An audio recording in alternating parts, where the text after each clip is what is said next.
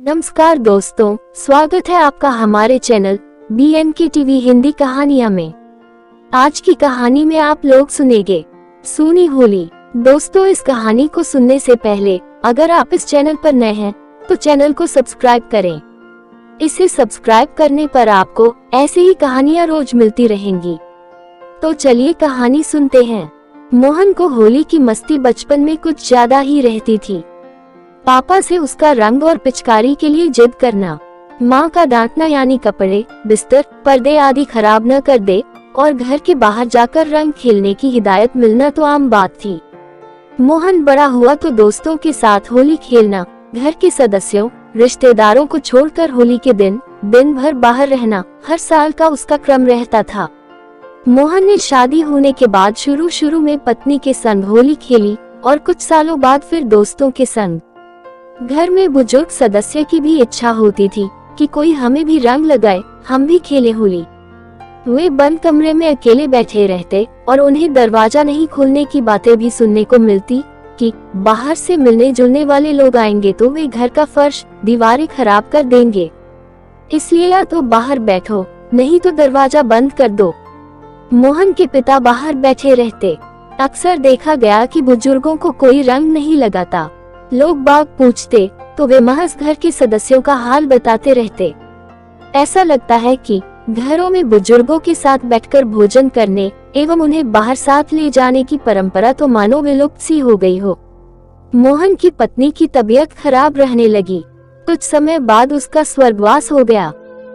होली का समय आया तो होली पर मृतक के यहाँ जाकर रंग डालने की परंपरा होती है। वो हुई, रिश्तेदार रंग डालकर चले गए। अगले साल फिर होली के समय घर के बाहर होली खेलने वालों का हो हल्ला सुनाई दे रहा था। मोहन दीवार पर लगी पत्नी की तस्वीर को देख रहा था। उसे पत्नी की बातें याद आ रही थी। क्या जी, दिन भर दोस्तों के संग होली खेलते हो? मेरे लिए आपके पास समय भी नहीं है। मैं होली खेलने के लिए हाथों में रंग लिए इंतजार करती रही।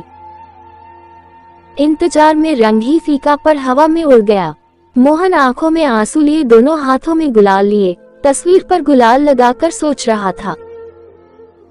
वार त्योहार पर तो घर के लिए भी कुछ समय निकालना था। वो पल लौटकर नहीं आ सकते जो गवा दिए। जब बच्चों की माँ जीवित थी तो बच्चे एक दूसरे को रंग लगाने के लिए दौड़ते, तब वे माँ के आंचल में छुप जाते थे। अब मोहन के बच्चे मोहन और घर के बुजुर्गों को रंग लगा रहे थे। हिदायतें गायब हो चुकी थी। मोहन दोस्तों से आंखों में आंसू लिए हर होली पर यही बात को दोहराता। त्योहार तो आते हैं मगर अब लगते हैं सूने से।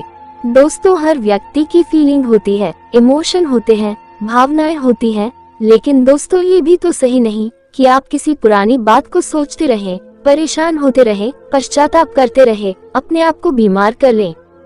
सोचिए, लेकिन आने वाले कल से कम सोचिए, क्योंकि आने वाले कल को हमें अपने और परिवारों के साथ हंसते हुए जीना है।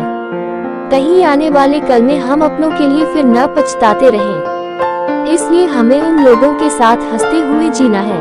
तो दोस्तों, उम्मीद करती हूँ कि आपको ये कहानी पसंद आई होगी। दोस्तों, अगर आप इस चैनल पर नए हैं तो चैनल को सब्सक्राइब करें।